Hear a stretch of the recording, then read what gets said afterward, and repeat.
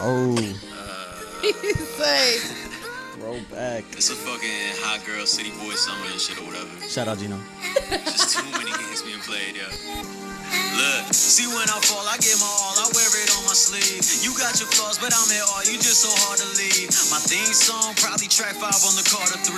I need a change, but I won't lie, I think it starts on me. But it's easy to see we splinter, it feel like we beginners. You got your fears and you make them real like a 3D printer. It's like you just want me to slip, like rappers won't see me litter. They pray I start dropping trash and spread like a meme on Twitter. I can breathe, but I don't got no asthma. You suffocate, still I give you me like I'm donating plasma. You going ghost when it suits you, it's like I'm locating Casper or Danny Phantom. No signal with us, I don't got no data for real. She'll kick you to the curb, thought about it for several days. Hit the holes with the curve, I had to set it yes, straight. it is. Clock is ticking for us, I don't want us to detonate. But I let the record break, you know it. You didn't know, right? You didn't know. I know. Steven Xavier in the house. Yeah. No, I had to play that real quick because that was my lyric of the week. On my second, I think it was my third week of running my page. I remember that. Yes, I forgot about that. So That's crazy. a lyric of the week, I announce it every Tuesday, and I chose Steven Xavier that week because I was like, yo, this song right here is resonating with me. I don't know what it was. There was so much behind that verse. It's like, so I had to do it. Yes. Like, Shout out Gino 5 and Alejandro, by the way. That was a remix. that was a remix of their song. Yes. Okay, so that was the original Gino. Okay, I see you guys supporting each other. That's what's up. Yeah. But yes, guys, here we are. Another episode of Reflections with Val, where we have a new guest, new person on a hot seat that's ready to share their experiences and everything that they've gone through in life, their background, musical story, and why they chose it. So we have Steven Xavier here. And without further ado, I'm going to have him say his @handles where you guys can follow his music and stream it and all that good stuff. So Yes. So you can follow me on IG at Steven X Music. That is Steven with a PH. A lot of people get it wrong, so I got to remind y'all. STEPHENX Music. And then I have a Twitter. I don't really use it like that. But it's the same @. And then you can find me on all streaming platforms, Steven Xavier. And SoundCloud, Spotify, all that good stuff. YouTube. Exactly. So you're originally from Clifton, New Jersey. Yes. Well, I mean, not original. I'm from New York, but Okay. I grew up in Clifton, New Jersey. Yeah. So you grew up in Clifton, New Jersey. And now what is your family, your nationality? I'm Puerto Rican and Ecuadorian. Puerto Rican and Ecuadorian. That's what's up. Was it just you in your house growing up, or 2 siblings? 2 siblings, so 3. Mm-hmm. So where are you out of this 3? I'm the oldest. Oh, really? The oldest, yes. Oh, so there's a lot of pressure there. Oh no, you have no. Maybe you do have an idea, but yeah, nah, that's awful. Yeah, I was a baby. So. Okay. Whole different pressure. Whole different pressure, but pressure nonetheless. Pressure nonetheless. Mm-hmm. And then you guys growing up together in Clifton, was there anything in particular that that stood out to you, music that your family was brought up in, that kind of started your steps? My father, he is a big hip hop head, to this day. Period. Huge. Period. Pretty much nothing. I mean, R&B too. You know, that's how I got my R&B bag. Donald Jones, Boyz II Men. Okay. All that old Usher. Confessions was right. I knew that word for word as a child. I didn't know what I was talking about when I was singing along, but yeah. Brian McKnight. You're giving me Brian McKnight vibes. I don't know. Mm-hmm. You're not as much, dad. but yes. So he knows the Isley Brothers. I feel like he knows For sure. Oh, okay. So your father knows. My dad's very well versed. Old school hip hop, old school R&B, and then your all that. mom, she's more of Spanish music, pop. She loves whatever's on the radio, but I didn't realize it coming up, but present day, Steven understands the balance of both. So I do appreciate both their tastes. Yeah. And they both. Which one out of all of the artists that you were brought up in Clifton, literally influenced you? Could be someone famous, could be someone that you knew. I was in a group when I was a kid, not a kid, in high school, called Legacy Entertainment. Shout out That Rapper Mix. That's my yes. Oh wow! So That Rapper Mix and you guys go way back. Yes, way back. We've been friends for 10 years now. But yeah, he was part of that group. Then a couple other artists from Clifton and everything, and aside from my famous influences and all that, they also helped me develop my sound and everything like that. So Okay. So that was at what age? I want to say from like 15, and then the group ran its course by like 18. So when you were 15, you were a part of this group, but before 15, did you practice at home? Did you have like this found love for it? Did you Yes. talk about that. Like, okay, how okay, old were okay, you when wait. that happened? Oh, I've been rapping since I was like 6. Oh, he's like 6 years old. I thought you meant like the most direct influence, like Right. what helped me really my formative years. But like, I mean, I guess all of it's my formative years. Like, but yeah, I've been rapping since I was like 6. I started taking it seriously at 13. I stopped for a little while at because when I was 6, like all the little kid, I'm a little kid. Like everybody's like, "You want to rap? Right. Why?" And I'm like, I was like the nerdy kid. I had the glasses, braces. I had no idea what a shape up was, like all that. So they were like, "You don't look like a rapper. You can't be a rapper." I'm like, "Oh, okay, all right. I just won't be a rapper." And like, then at 13, I like kind of decided like I should throw all those expectations out the window and just do my own thing. And then I've been doing my own thing ever since. Yeah, so He said, "I'm gonna throw all those expectations out the door." because I was in like class, I was in English class, like doing we would have like poetry assignments, and like I would finish them in like 5 minutes and get 100% on it, A+, all that. I was one of the best writers like throughout my entire school career. So it was just natural for you. Yeah, and I was like, why am I not doing it? I'm so good at it. Everybody praises me, even like the students that ridiculed me as a kid. Like they're over here like, "You're so good with your words." I'm like, "You said I can't rap." And they're like, "Yeah, but you're so good." I'm like, "Okay, so I'm just gonna rap then. Like I might as well, right? Yeah. But yeah. So you kept it to yourself, like like a little Pandora's box, yeah. 'Cause Yeah. you didn't feel comfortable. So what was that first outbreak? Joining that group, or was it your first performance? My first performance was in middle school in 7th grade at my middle school talent show.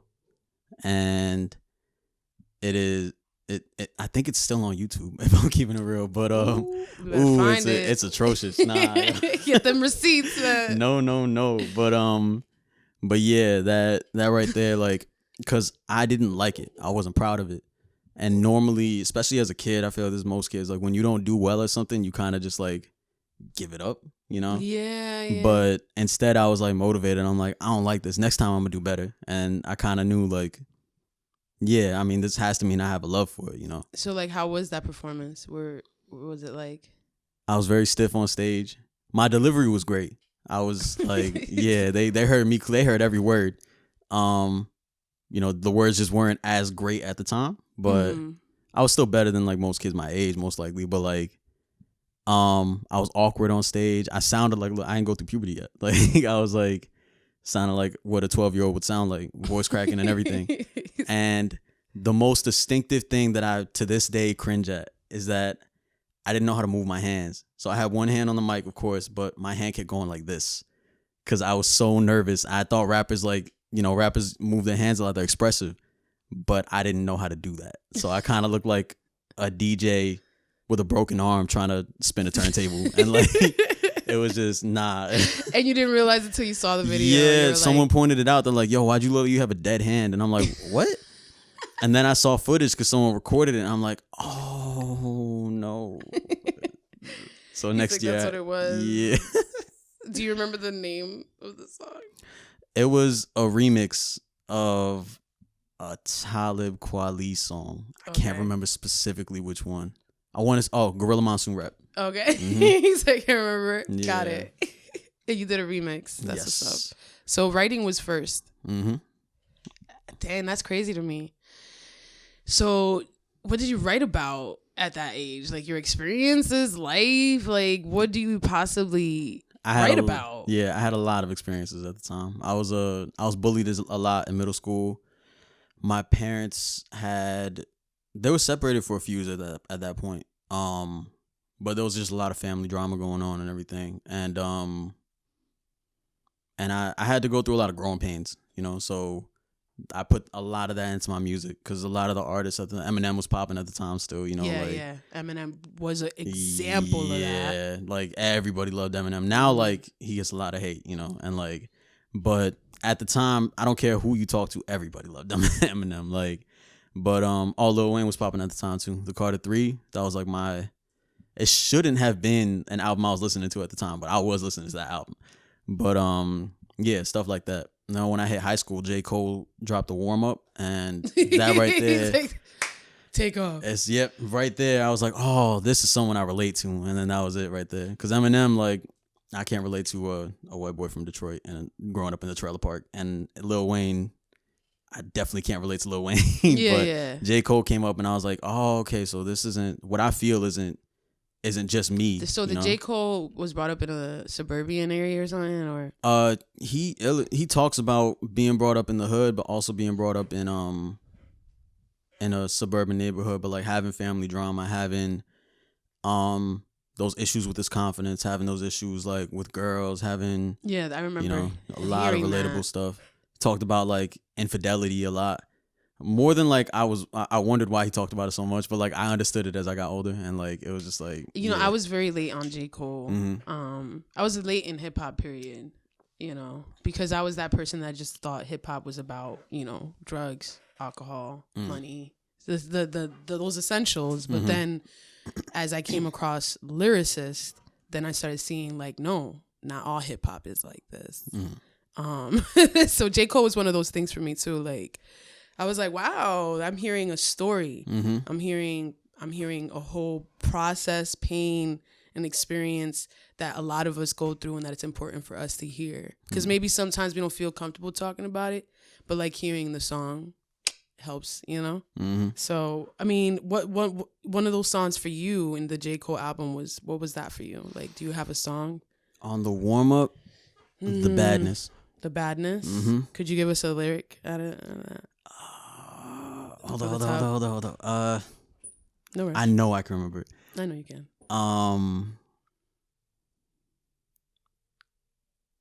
Okay, the first lyric, it's not the first bar, it's like within the first 4 bars, but he says, I seen a baby cry, and second later she laughed.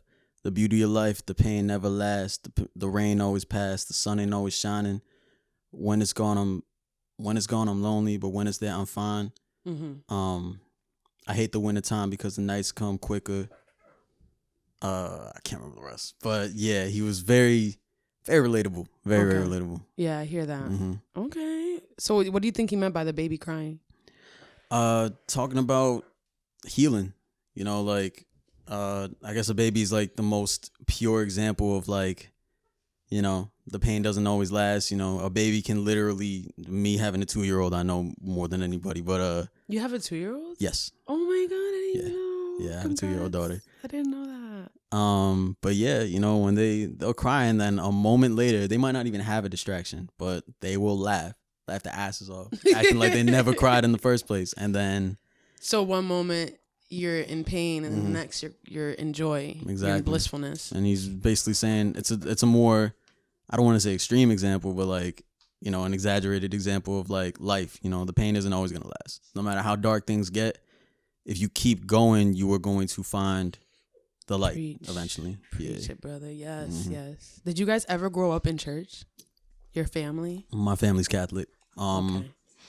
I wouldn't say I'm necessarily Catholic. I'm not like against religion or anything, but I kind of just I think my dad became, I don't know if he like officially converted, but like he became Christian like later on in life. Yeah. I related more to Christianity, but also like, I'm not going to say I know much about the Muslim religion, but like I had Muslim friends, and they also told me some things that I resonated with. And then like I actually met 1 or 2 people that were Buddhists, and like they also told me things that I was like, wow. And I kind of just like, I don't want to stick to one. I'm not going to say I'm religious in general, but I want to say I'm spiritual. I do wear a cross all the time, but it's not really for Jesus. It's more for my grandmother.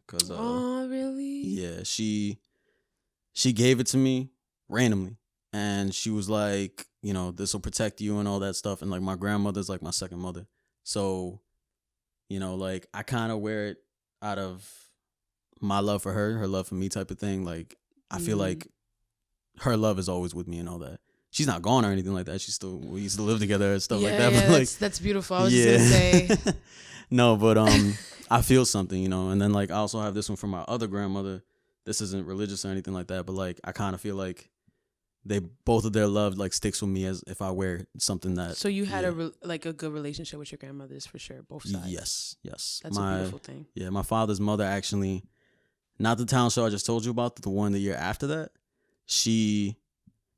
My mother was going through a tough time financially. My father was also. So like, I was over here I didn't have many clothes, like, or at least not new ones.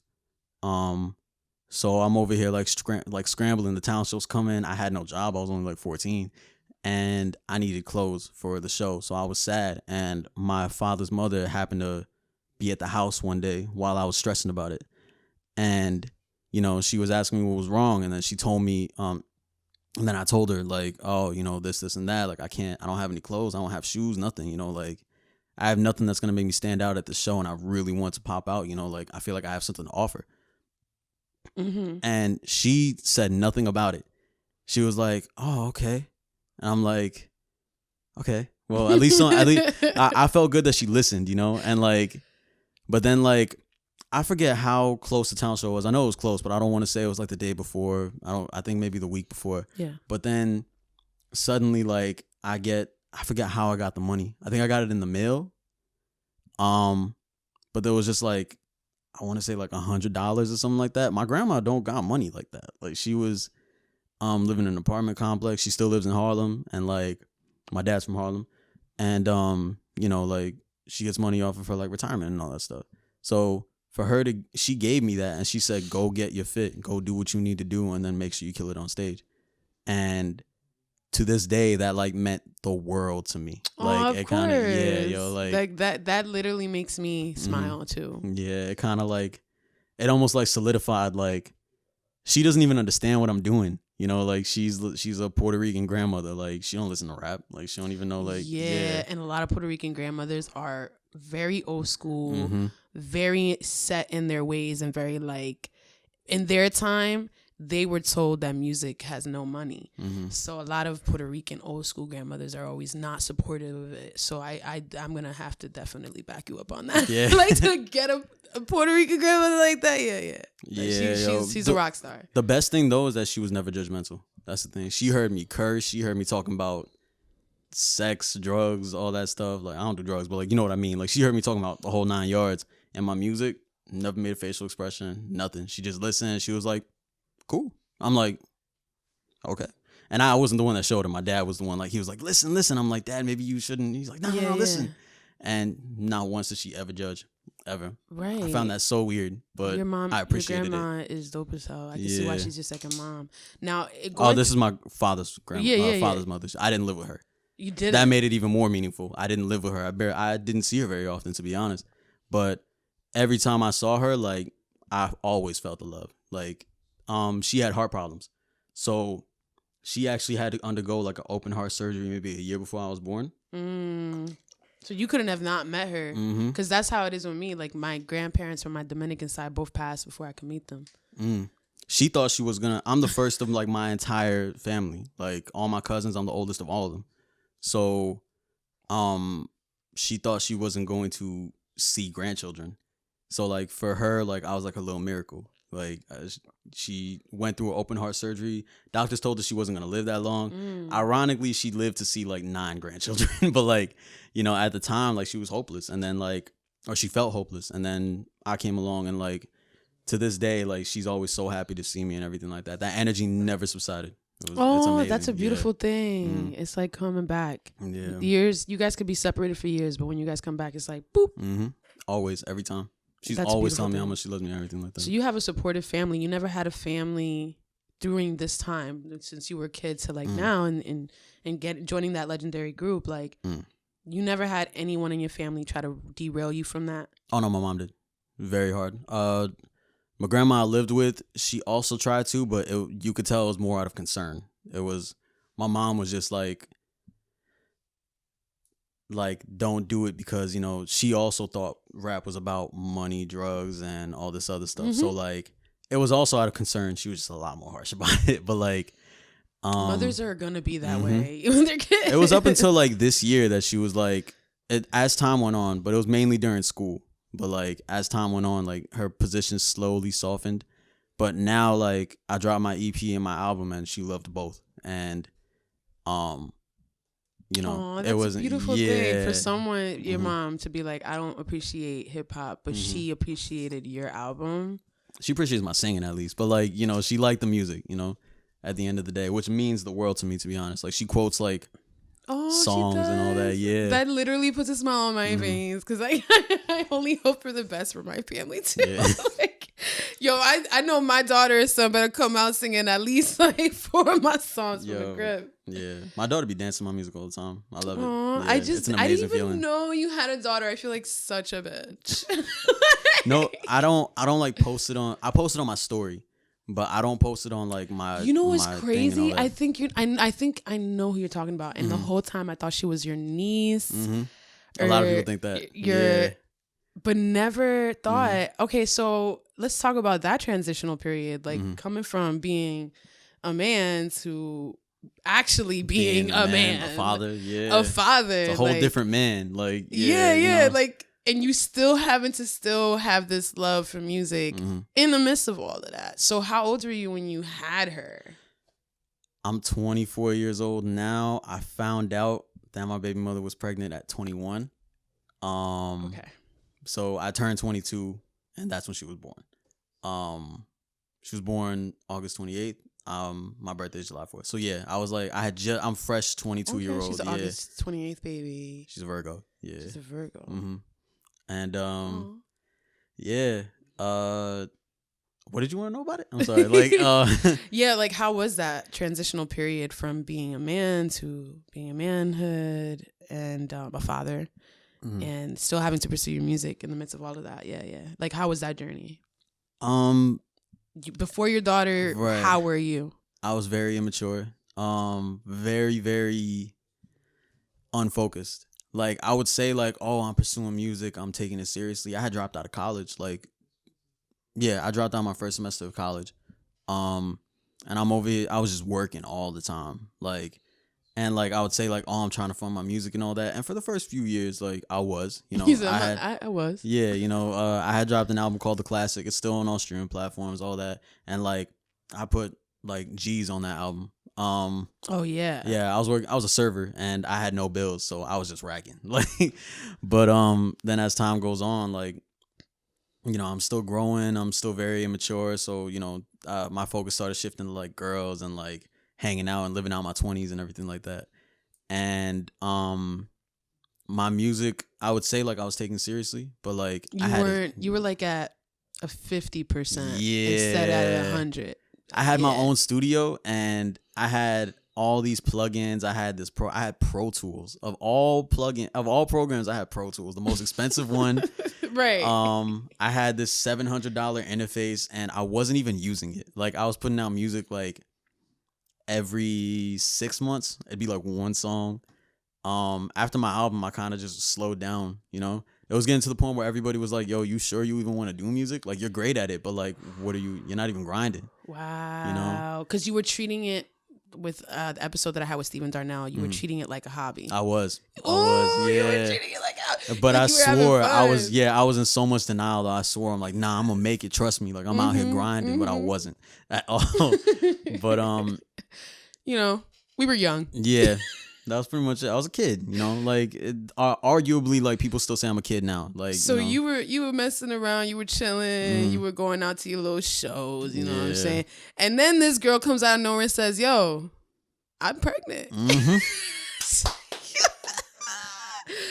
Woo! yeah, it was right before Christmas. Right before top Christmas. it Oh my off. God. The funniest thing is my mother's mother.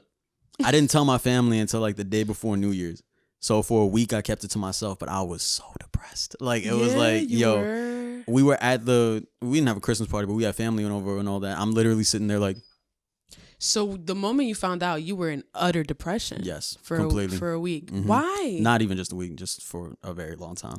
I wasn't ready for a kid. And like I wasn't in a relationship with this girl, you know, like we were, but at that point it was already pretty much done, you know, like, and we didn't really have chemistry, none like that. You know, it was kind of just like, this wasn't how I envisioned my life, you know, and I'm only 21 at the time. You know, like I just started drinking, like, you know, and like yeah, this is where the fun actually begins. You get to really know how it is to be an adult. None of my friends have kids. Everybody's over here like, yeah, let's go, all that stuff, and then suddenly I have to grow up, you know, and at the time, like, I was just so depressed. I was looking for a distraction in any way possible, and like, just hoping it wasn't real. It didn't feel real, you know. I was praying like, nah. So you were just always trying to find a way, be in a crowd, be in an ambiance, to just not be by yourself. Yeah. And I wasn't even performing yet. I didn't start performing until I did shows like few and far in between. I didn't start performing until maybe the month she was going to be born. That was the first show I ever went to. It was a show in one of the Oranges, I forget which one. But that's actually where I met Gino 5 and Ethan Ross for the first time. So like, it was a very faithful encounter for me and all that. And then because you never knew Gino. I didn't know either of them. You only knew that rapper. That rapper mix, yeah. And at the time, he wasn't even rapping seriously either. So like, so you guys know of each other, but you guys were like not really doing your stuff, and then you kind of just went to the show, met up Gino. Yeah, I had never heard of him before because I wasn't even exposed. That was my first time being exposed to the whole Jersey underground scene. I didn't know this was even a thing. For me, Clifton was the biggest thing. There's mad artists in Clifton. Yeah. But Clifton was the biggest thing I'd ever seen. My only concern was being the best in Clifton at the time, and then I found out the world is a lot bigger than I realized. Clifton, yeah, you know, and the artistry is a lot more diverse. You know, Clifton is more like, there's not really a lot of hard rappers there. I think me and Mix were probably like one of the only ones, and like, or two of the only ones, and like the rest of them were like R&B artists, like Drake type vibes and all that stuff. And like, they were very talented people, but like, that's all I thought was there. And I see Gino 5 going on stage and he's bringing the bars. Yeah, and then Ethan Ross literally freestyled an entire song on stage, and I'm like, oh, I gotta, so I gotta step up. Yeah, like at the time, like my bars were getting rusty. My confidence wasn't there. Like I didn't know how to perform, and like I had to just figure it all out. And then my daughter was born, and then like suddenly it like clicked. I'm like, all right, my daughter's here. This is real. This is a person. Oh really? Yes, you know, and like this is a real living thing. Yes, you know, like, and I had to just figure out like, what am I gonna do? I had 2 jobs at the time, and I was grinding, you know, to provide and everything like that. But I didn't know what to do in terms of music. But everybody was like, yo, you might need to slow down on music. You know, like it might be time to just like. Yeah, because your road and your journey was looking a little treacherous. Exactly, and then a kid came. Like nobody had hope. Like, and I keep it real. Hope in myself was very. It was few and far in between. But like. Yeah. You know, of course. So what gave you the strength to be like that click? Was it just wanting to do what's best for your daughter and having her see it through?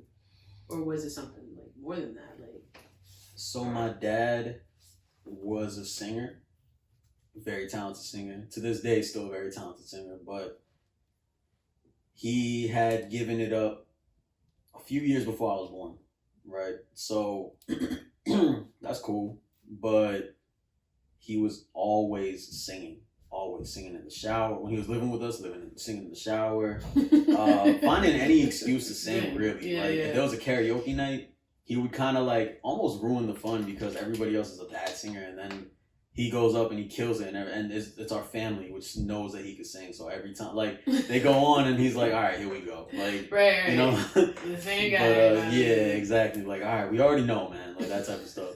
And the only thing that always got to me, and I didn't realize this until my daughter was born, is that I can tell, like, deep down, because he's always talking about, oh, I want to do this, I want to do this. He was singing with the band for, like, a very short time, but you can tell, like, it was his most fulfilling time. You know, like, he was happy. He always felt the music. And I realized, like, he regrets giving it up, you know? Okay. And, like, I kind of just saw, like, happiness in my house is, like, it's not really there. You know, everybody kind of just settled. In my family, I'm not going to speak for everybody, but in my immediate family, like, you know, my mom was like, chase the money. That's pretty much it. You know, like, it doesn't matter if you're happy with your job, just chase the money. Find fulfillment in something else. But, you know, money's your focus. But that, to be honest, is she the Puerto Rican one? She's the Ecuadorian one. She's the Ecuadorian one? Yeah, my dad is the passionate Puerto Rican, like, you know, my dad was like follow happiness. My mom was like follow money. So, and they weren't like. Yo, your dad's family just sounds like this like vibrant light. But like, I mean, my mom it. was like the only one that was like that though. Like, and my mom like she had her reasons, but everybody else in the family was like very like, even if they didn't fully support, they were like, "Yo, keep doing your thing, man," and like nothing else. Nobody told me like, you know, stop, it's just stop. crazy because like my Puerto Rican side is completely different from your Puerto Rican side. My Puerto Rican side is rejatabla, old school as hell, and they don't support that. Yeah. My grandmother, as a matter of fact, came in the way of my mom pursuing her dreams because she was like, "There's no future in that. What are you doing?" You know what I mean? Like, so for me, is different. My Dominican side is more like, "Yo, do whatever you want. We here." Like, that's mad funny because I have mad Dominican friends and they over here like, nah, like their families were like, nah, you better figure out what you want to do in life, like get a job and everything like that. Yeah. So that's just crazy about the world. That, you know, like, even in your own culture. You don't understand. Like, I get my cousins call me from DR or from Florida, and they'll just call me. They'll be like, "Yo, cuz, you killing it out here. I see you." I'm like, "Stop it, primo." Like, you know what I'm saying? But it feels good though. It does. Like, it does to have only your family, because you know when you're doing this, your family will be the first ones to be like, you know what? And I'm not gonna take it personal. I used to. But I now come to realize, because Joe helped me see it in this light, is that they don't really know how long you're going to keep this up, this new position or this new business. Right. You just started. So half the time they're like, I'm going to wait till, you know, she, you know, prolongs it for a year and then I'll support. Because some people, they start up ideas and they don't really finish it or follow through with it. So they don't want to support an artist that's only going to be out for like 2 months and then like it goes. You know? Yeah, you're my family, but I want you to be consistent. It's like I want to see you happy, but like, you know, I don't want to see you I don't want to see you heartbroken. I don't want to see you fail, that type of thing. Yeah, you know? Like, kind of like that thing. Because it's like, what if I'm over here supporting you and then you stop your business and then, oh, I'm not doing music no more. Really? I just told 5 people about how when you were dropping. What you mean? Like, so I get it. And my sound wasn't very, like, it just wasn't developed for a lot of the time. So I took it personally a lot too.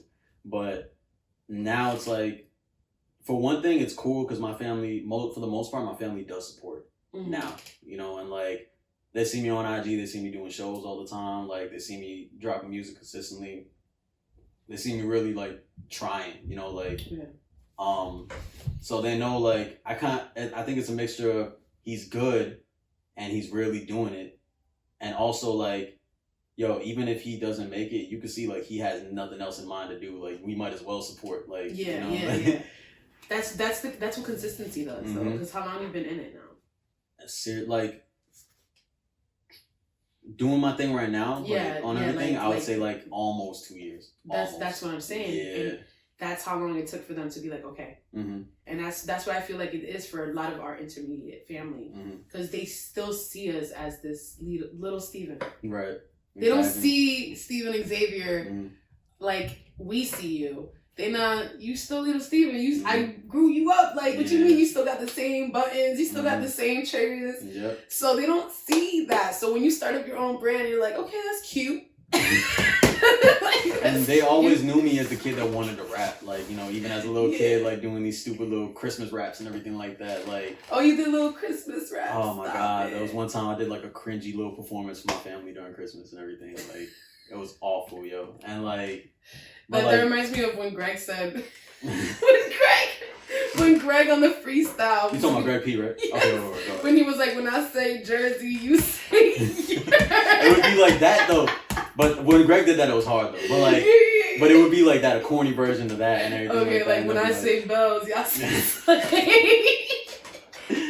Yo, I was like 8 talking about like, some if you get gifts if you're nice, if you bad you get light, some shit like that. It was awful. Like, and my family's over here, like, at the time I thought they were like proud of me, but now I'm realizing like they're doing like these cringy like, oh, okay, great, like, yo, it was so, oh my God, yo, like, yeah, keep it up. No, like, keep it up. Then whispering to my mom like, yo, you're gonna stop. You know, like, there was a joke about Jacquees the singer, and they were saying how like he was that one kid in church that was lied to his whole time. I'm singing. I was like, yo, I can see that, yo. Like, you better sing. You know he can't sing. Yo. No, I'm dying. That's awful. No, but yeah, that's dope. I mean, we all start somewhere, man. But I would have definitely thought that that your dad's side was the opposite for sure on that. I think it was also like my dad is the one that comes up with these like kooky ass ideas and like always like, yo, I think I'm gonna do this, and like constantly shifting his focus and everything like that. Like, so would you say your dad helps you a lot in that? Oh, my dad supported me since the beginning. That's one thing I will always give him. He's a good person to look up to then. Yeah, he, like everybody else, he has his flaws. But we had a rocky relationship for a while. But in terms of music, his faith in me never wavered. Never, like, even when I was like veering into the style that I have now, like at first, it wasn't his preference. He always likes the hard raps, everything like that. Like for 5 years, his favorite song was a song that I did back in like 2013 from me. Like, and I'm over here like, all right, but I have 5 years worth of music that you get to listen to, and I used to take that personally. I mean, everybody has a preference though, but regardless, like he always pushed me to like keep going. And when I was wavering, like he didn't like criticize me or anything. He was like, he's trying to find his way type of thing, And that's always how my dad's been. Like he's trying to find his way. I guess because he could relate. Yeah. But he's like he always had faith in me to figure it out. If it was music or something else, like he always did that. And he knew like I loved music because he loved music. So he understood the connection. And he was proud of me because to this day he's still proud of me because I'm doing it. Whereas like he quit. He didn't have the confidence in himself to do it. And he always acknowledges that. He's like, but you're not doing that. I was just going to ask you that question too right after that. I was going to say, like, did you guys ever have that talk? Like, yo, Dad, like, why did you give up on your dreams? Because I feel like this is something important to you. Or I felt like I've seen it in spurts. Like, did you ever have that talk with him? We did. It was a bunch of factors. My dad's not the most, like, confident man in the world, but at the time, like he was my age and he didn't know how to do it. In some ways it's easier now back then than back then. But then in some ways it's also harder because the blueprint's kind of like mapped out, but you also have to understand like you can't follow the blueprint down to a T because everybody's different, careers are different. You also got to watch people's success, watch people's failure if you're trying to follow what the greats do and everything like that. But at the time, no social media, music wasn't at the time, especially at that time, music was like, yo, it's not gonna happen, that type of thing. Like if you made it was a miracle. It was like literally people only thought it was just by luck. So my dad was like, I don't have the image, and I don't have the confidence, I don't have the money, all this stuff. Like he just kept saying the whole spiel, all the excuses and everything like that. And he just like the only thing he believed in was his talent, which is not enough to really bring it towards something, And so that was it, but now like he's always looking for an excuse to sing because now he wants to be like a wedding singer, he wants to do a band, all that stuff and all that. I'm like, yo, go for it because you have it. Aww. That's cute. That's so cute. Yeah. You're encouraging your dad. Yeah, I love both my parents. They both have their flaws and everything, but they push me in their own way and everything like that. No, but for sure. But now that you know this from your dad, now you as a father, your main goal is to not bring that upon your daughter. I have a line on Verano, on my last album, and I said Daddy gave up singing way back before. It might be dumb, but I sometimes think if I never was born, he might have changed his mind. Can't have my daughter thinking that, so I push and I play with fire like pyromaniacs with my passion. I plan to change your life. So that's beautiful. Thank you. The song's called Dream About a Thought, if anybody wants to look it up and all that. Shout out to my Savage Unified, that rap mix on Mark Album. But shout a whole posse cut and everything. But that was like from my soul, because like I just don't want my daughter, I don't care what she pursues. Like I know I'm going to parent her different than my parents parented me. I'm gonna look at what they did good and I'm gonna look at what they did bad and I'm just gonna do my best. I know I'm not gonna be a perfect parent. I I know you're gonna nobody make is. your own mistakes. Exactly. You know, but one thing I will never let my daughter see is me regret my decisions. I don't want to be filled with that, because my mom, yeah, she's very successful in what she does. She makes money. She's a realist, your mom. That's she's what a it realist, is. exactly. But I can tell, like, she always wanted to be a teacher. That's one thing that she always wanted to do. And to this day, like, she's like, maybe I should go back to school. I'm like, you should. It would make you happy, wouldn't it? And she's like, yeah. Still doesn't do it because she believes that the money is more important. You know, and in some ways, she's not wrong. So hard. Yeah, but I can't picture myself living like that. You know, like, even now, like, if I'm not making music, I'm over here like, you know, I can't not do it. My love for it is too strong. And at the same time, seeing my dad and knowing he wishes he kept it going, it's just like, nah, yo, like, because it forms like a void in you. It's like, no, like, I can't be like that. So what really is putting in that time, and not just saying that you put it in that time? I'm looking for a way every day to push forward. Right. Every single day. But like when you started and you were saying that I'm putting in time, but you weren't. What were you doing then, and what are you doing now that's different? Back then, I had all the resources and I didn't use them. Now, I'm also an audio engineer. I mixed all my projects. At the time, not the classic. The classic was mixed by the best. Shout out him. But he didn't need to do it.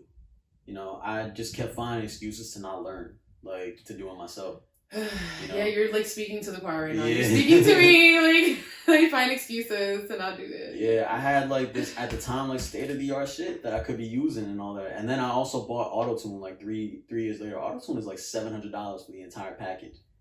I messed up my credit doing it, but like, and I still wasn't using it. So then finally, like, I was like, yo, like, at the time I had a song called Budget that was getting popping around the Jersey scene and everything like that. And everybody was like, yo, when are you going to drop it? Because people knew the words and I still hadn't dropped it because I'm performing it all the time. Yeah. Which Which I can see. Yeah. I knew his music before he stepped on the show, okay? So I believe that. Yeah. Your words resonate. Thank you. You know, they do. That. I definitely hear your story and the message that you're trying to convey clearly. And I don't think you can really get that a lot. A lot of rappers and lyricists try to, like, woo you with these, like, rhymey words and all these woos and ahs, and you're not really trying to do that. You're just trying to focus on the message. That's what I hear from your music. So for those who don't know, take that listen. Okay. I appreciate that though. That's really what I'm trying to do. People, I don't want to like branch off, but like people told me be a lyricist. Nah, focus on making a hit, all that stuff. To me, I think you can do it all and find a balance, and I think I find a good balance in doing that because. You're not stepping to me on the mic. I promise you. With bars, nobody is stepping to me on the mic. Right. Like, you could put me on a song with Kendrick. I might not body Kendrick, but you will know I was on that song. Like that. That's all that matters. Yeah, yo, like bring that same energy. Exactly, right? yo. I'm not the greatest singer in the world, but you gonna feel these vocals. You know, like I might like you gonna know this flow, everything. Like I just do what I do my own thing. I know that for a fact.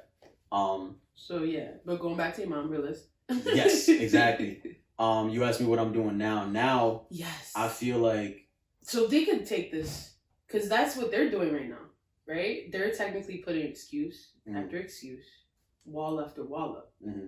They see that dream and that aspiration, but they kind of put their yeah, they kind of just like. But when you at that age, like people's in their 50s, you know, like when you're at that age, it's kind of hard. I'm not saying like don't do it, but like I understand why it's difficult for them to like change their ways. You know, like you telling my mom who's been chasing money for years, all right, now chase happiness. And she's like, what? You know, and like my dad's been chasing happiness all his life. So now it's like, all right, now like also understand your responsibilities. And he's going to be like, word. And then like, you got to figure it out from there, you know. They both just... Sometimes I wonder how they got together. They're so different, but that's crazy. You're the child. Yeah, and I'm over here like, all right, you know, do your own. But I just feel like your parents are the examples of what up and coming and beginner artists are going through right now. Mm-hmm. Yeah, they're at a different age, but they're feeling the same pressures and the same like aspirations, but confused because they don't know what to do with it. They don't know what first steps to take. And then they make excuses for themselves and then the wall up. That's one thing I always So I was like, I know you've been there mhm. and you came out of it, but what helped you daily come out of it? To be honest, I don't know. Like, I knew I had a love for it, and I kind of just like woke up one day and like realized like, oh shit, I'm here. Like, like it was just me doing what came natural to me, but You like were just going harder with it. You had a ball of fire in you, and you just wanted to feed it. Yeah, I had no projects out at the time, nothing like that. The classic was dropped in 2016. It was like 2019 at this point, and I was going to shows, all that stuff, and then I didn't know what to do, and then suddenly it is 2020. No, my bad. All right, let me backtrack a little bit. It was It was the end of 2018, so around 2019. Now suddenly we at the end of 2020, and I dropped 3 projects. I learned how to mix. I have clients for audio engineering now and all that. That's one thing like I'm trying to do, like really get my my clientele up so I can make money off audio engineering. Because if I will make it in music, but as an artist. But until then, I still want to always be in the studio. So that's one thing. To answer your question, that's what I'm doing differently now than I am back then. Okay. I'm making this a career.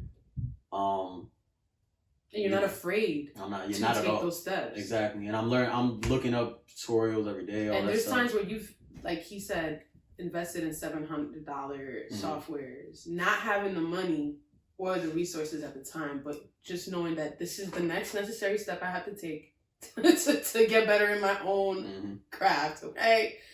I'm not thinking about how long is it going to take for me to get that money back. I'm just thinking about how much closer am I getting to my passion. Exactly. Wow. So that's like eye on the target, no distractions, no diversions.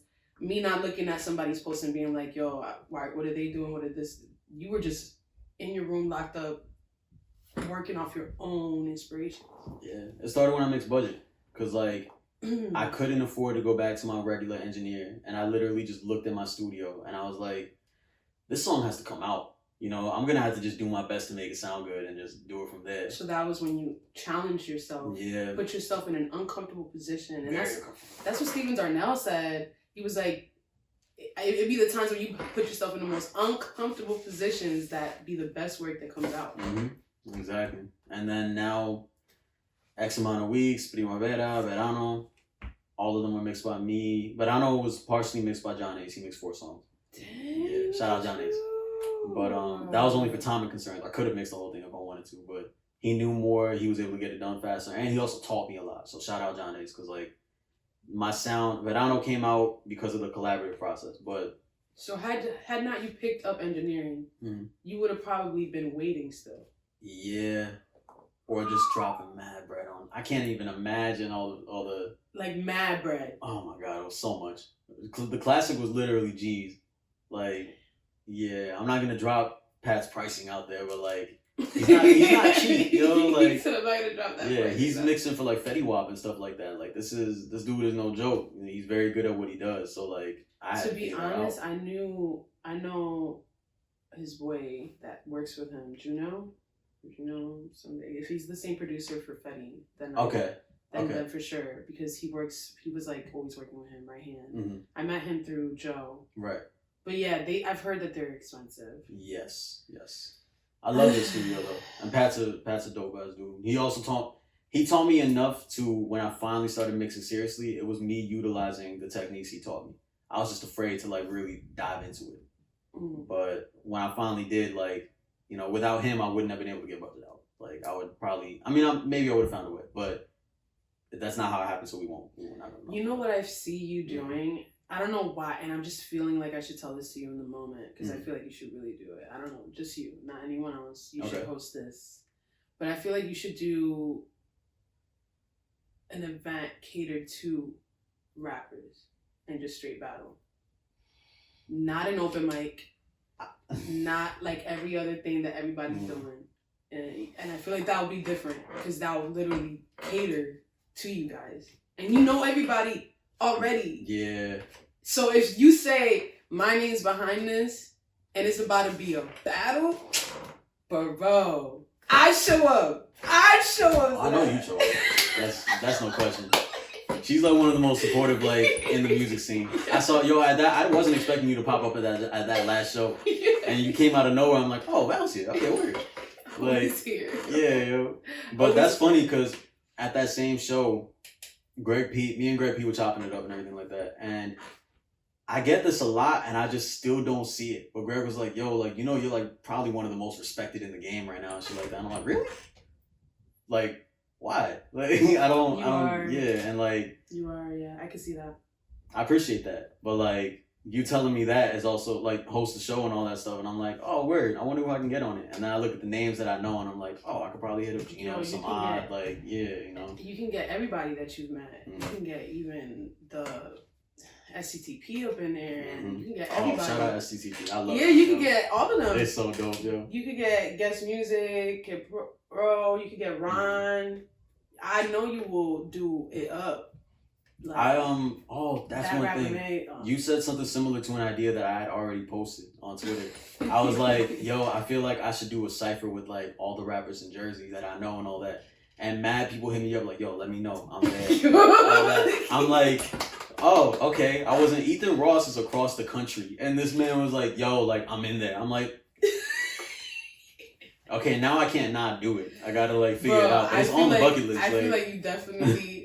That's gonna be something that we're gonna plan for 2021 for Steven. He's gonna have to host something, whether it be a whole battle like Caffeine, have people record tell you, I'll be so gassed. Yo, it was like have somebody maybe one mic day DJ in the turntables. You feel me? Shout out one day, yo. But yeah, that'd be lit. That'd be so lit. I want to do it. It's just like getting all those rappers in one spot. That's the toughest part, yo. Everybody doing their thing. Plus, you working on music too on the top of all that. Jersey is popping though. Like, I love Jersey, yo. I love the Jersey artistry. I love all that. I really want us to get together. I know we already a community, but strengthening those ties would be just amazing. I want to strengthen those ties too, but it also comes in, like I said, with the person. Mm-hmm. And are they ready to drop their bullshit to make those ties come in? Because some people may be intimidated by you and say, I want to work with Steven, but he's better than me. So if I have him on the track, he's going to steal my light. So I'm not going to do that. That's crazy. I've seen that. What? I've seen that in this Jersey underground scene. And I know it's a thing, but I never thought like anyone would think of me like that. Like, I don't think anybody would. I mean, maybe someone is. We don't even know. Right. But yeah, it definitely could be a thing. That's crazy. You could intimidate someone out here. You not even know it as an artist. But you're not even trying to work in that intent. You're just... I for all artists, I work to make the best song possible. That's it. Like, I just want to make sure the song is fire. Like, if we collabing, like, I'm putting my energy into that song like it's my song. Like, yo, let's make this the best song we can make together. Right. Together. With all of that being said, I know you got a couple things going on right now with Steven, Xavier. You have Steven Xavier X Sessions or something like that? Yes, X Sessions. Yes. So tell me how that started up. Like, why did you... Shout out Bloom and J, because Margie is the one that came up with that idea. And Margie and Nat, they both make, for those who don't know, they both make up Bloom and J, along with some other members. But they're the ones I know personally. Bloom and J. Yes. And it was crazy. You guys all worked with my ex. For real? Yeah. Wait, who was yours? Ito. Oh. I did not know that. Yeah. Him and I dated in college. I just saw him like a month ago. That's crazy. Yes.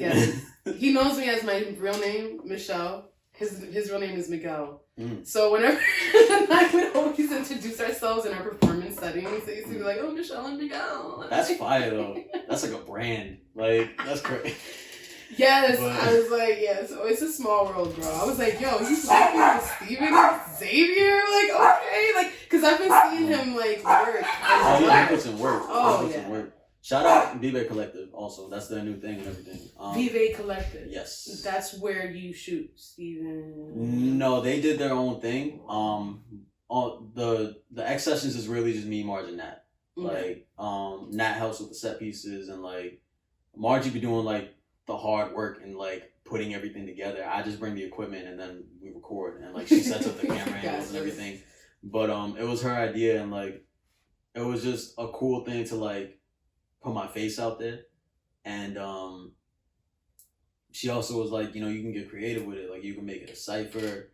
You could do covers, you know, because like I be singing in my little bag sometimes, and like remixes, all that stuff. Like I did a remix to on episode 1, I did a remix to Eternal Light by the Free Nationals.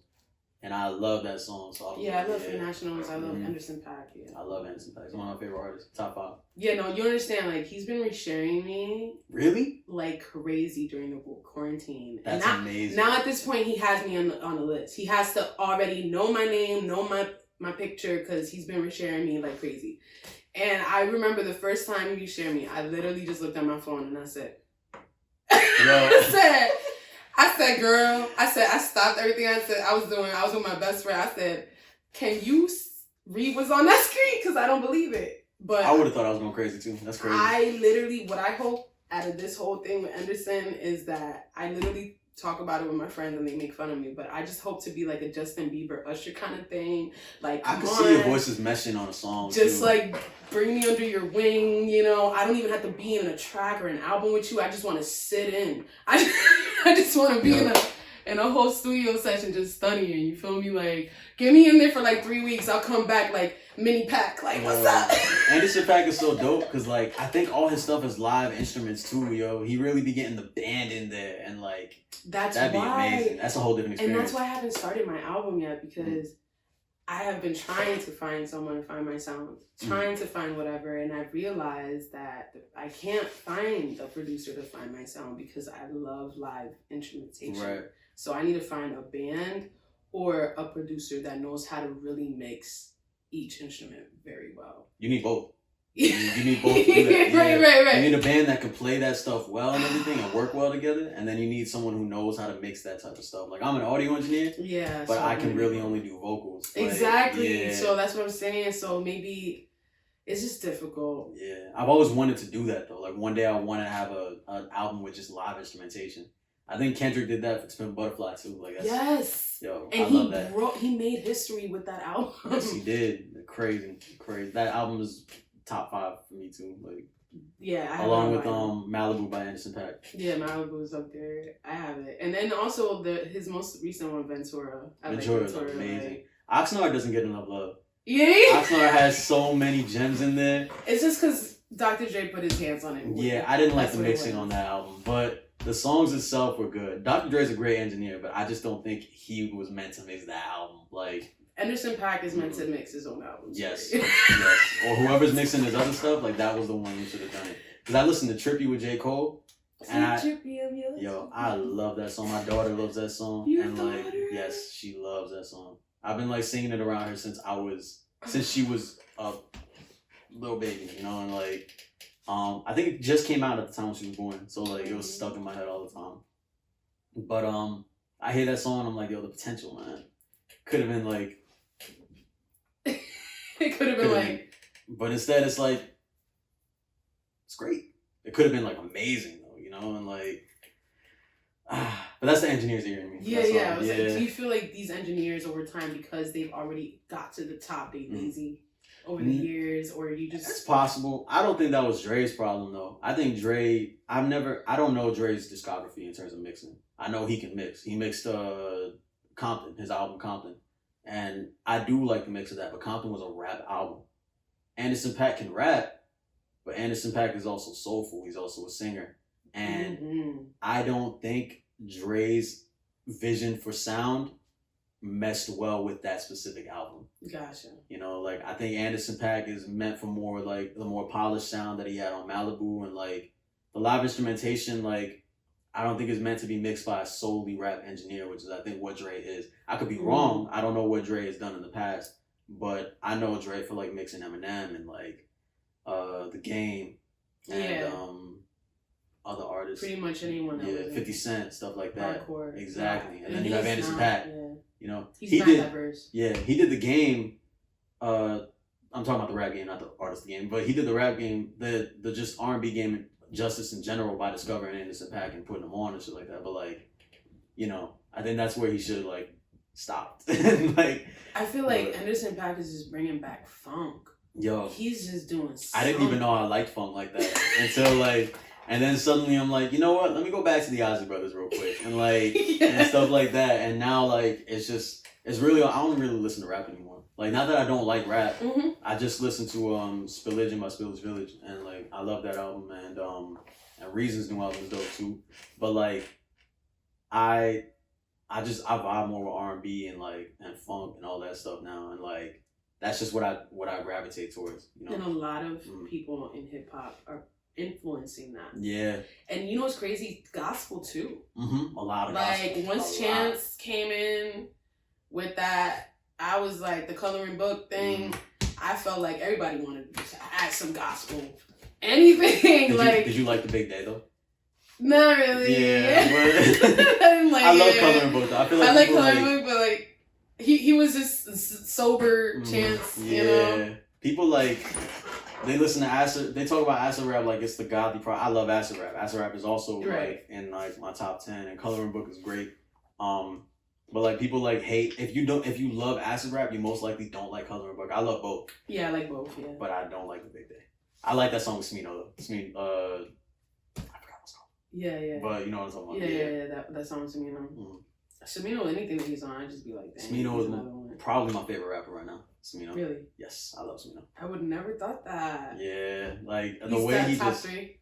Yes. Okay. The way he just picks his melodies, his flows, his bars. People don't hear his bars, yo. That man got bars. I'm over here like, no. He be switching his pitches too, like his vocal pitches. He be cracking. He don't, yo.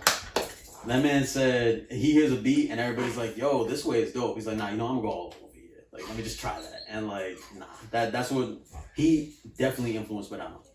Without a hands down. Yes. Okay, all right. Yeah. So now, before we close, cause dang, I don't even feel like closing. Right? I feel like we've been talking. I feel like I've only been here like 10 minutes. Right? I'm pretty sure we've been here for a while. Like a while. Yeah. But it's been good times, man. But I always like to ask a question on what you think you would advise someone that may have gone through any struggles, any battles that you've also went through growing or pursuing your dream. What do you advise that young starving artist that may be in that same place?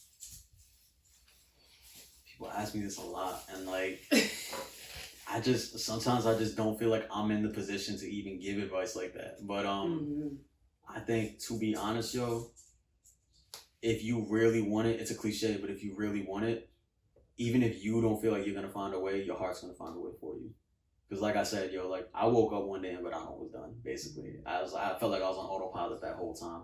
Wow. And Badano was like an album I've been working on. It's been my vision for a while, even when I didn't know it. You know, and like you will find a way, but have faith in yourself.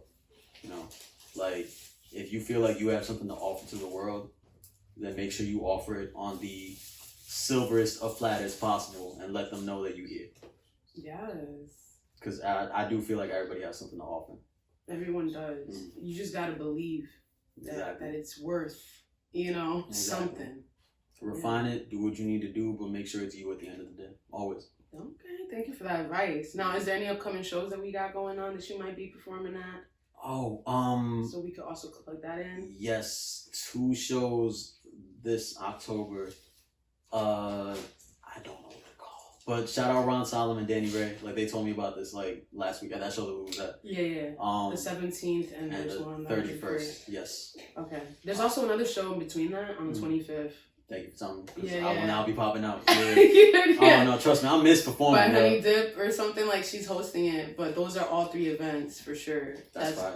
Look at us working out here. So you can catch us there. Yes. I'll be supporting. I'll probably be performing, but We also need to work in general, just like in the studio. Yes, I know it's long overdue. It is. Because I've been seeing this guy performing. Yo, I kid you not, every single performance I went to, like One Mic Day, the Meat Locker, the host that always went on right after, they're like, damn, Steven Xavier keeps growing every single time he comes back. Like, I think I know specifically what show you're referencing when you say that too. That's amazing. It's like every single one I've heard the host say that. And it's true. He comes back with this whole different vibe, whole different ambiance, but even better. So you're going to always expect to see that whenever he performs. So you guys should come out, just saying. And listen to his music. Steven Xavier, right? Yes. On SoundCloud, Spotify, YouTube, all of that jazz, Instagram, Facebook. Same thing with Reflections of VAL. And then you can follow me at Sophily_Val or Sophily Val on Facebook. But yeah, thank you guys for watching, and I'll see you guys every Wednesday. Bye.